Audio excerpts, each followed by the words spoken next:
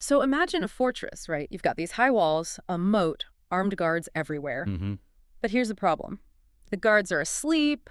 The walls have, these massive holes in them. Or the soldiers' weapons are just firing blanks. Exactly. That isn't just a bad security plan. Right. That's the terrifying reality of immunodeficiencies. Welcome to the deep dive. We are tackling Lecture 12 today, which is the big one. This is the final review for the course. It is. We've spent all this time learning how the system is built and how it fights. Now, for the exam, we really need to understand how it fails. It really ties everything together. Oh. Maturation, VDJ recombination, all the effector mechanisms. If you understand the failure, you prove you understand the system. So we're splitting this into primary, the genetic glitches, and then secondary, which are acquired. The mission is to nail the mechanism. Right. Okay, let's start at the perimeter then, the innate immune system. The guards are there, but they're just ineffective. I was looking at chronic granulomatous disease, or CGD. It feels like a failure of the kill switch. That's a great way to put it. In CGD, your phagocytes, they ingest bacteria just fine. Okay. But once that bacteria is inside, the cell can't produce the bleach to kill it. And this is that defect in the phagocyte NADPH oxidase complex, right? Specifically, it's often the GP91 FOX subunit.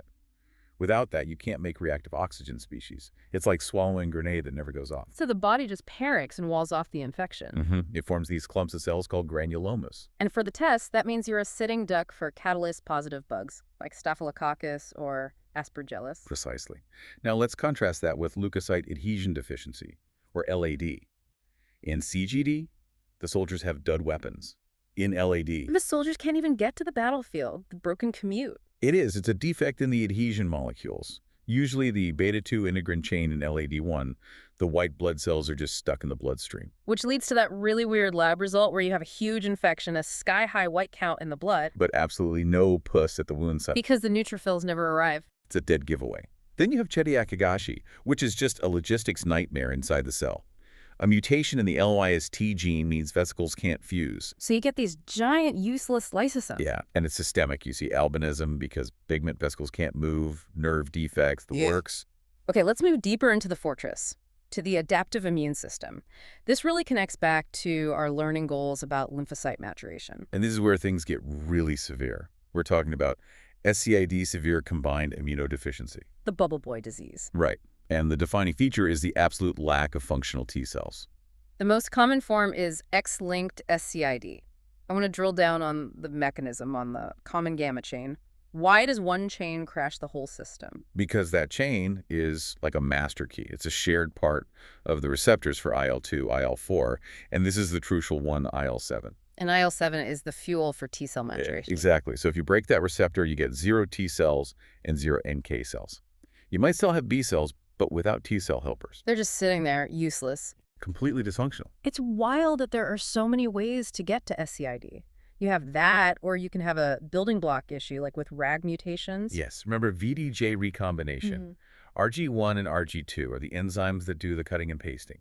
If they're broken, the cells can't build their receptors. No receptor, no cell. So no T cells and no D cells. Or the school itself is just missing DeGeorge syndrome. A structural failure. A deletion on chromosome 22q11 means the thymus doesn't develop properly. No thymus, no T-cell school. No graduates. Okay, but what if the T-cells are fine and it's just the B-cells that are the problem? Then you're probably looking at X-linked, a gamma-globulinemia. The culprit there is a protein called Bruton's tyrosine kinase, or BTK. This one is a failure to launch, right? Absolutely. Yeah. The B cells start developing the bone marrow, but they get stuck at the pre-B stage. They can't mature, so you end up with 0 antibodies in the blood. We focused a lot on the primary defects, the genetics, but we should briefly mention you can acquire these problems. Oh, yeah. Secondary defects are way more common. Malnutrition is the biggest cause globally. Chemotherapy, certain viruses. Like HIV, which just decimates your CD4 T cells. Right. But for those severe genetic cases, like SCID, the main fix is, well, you have to replace the factory. Hematopoietic stem cell transplantation. It's the gold standard. You're rebooting the whole immune system. So to wrap this up for the exam, the big takeaway is if you see recurrent bacterial infections, think phagocytes or B cells. If it's viral or fungal, Your prime suspect is the T cells. It's your compass. Yeah. It connects the symptom back to the specific failure. before we sign off, there was one thing about those RREG mutations that really stuck with me. Omen syndrome. Eh? It's a fascinating nuance. Yeah. If the RA gene is totally dead, you get SCID, no immune system. But if you have a missense mutation, where the gene just works a tiny bit, You don't get nothing. You get an immune system that actively attacks the body. yeah, Autoimmunity. it's so strange, isn't it? A totally broken system does nothing, but a slightly broken one turns on you. It just shows you the fine line the body walks between protection and chaos. Something to ponder as you prep for the final. Thanks for listening to this deep dive.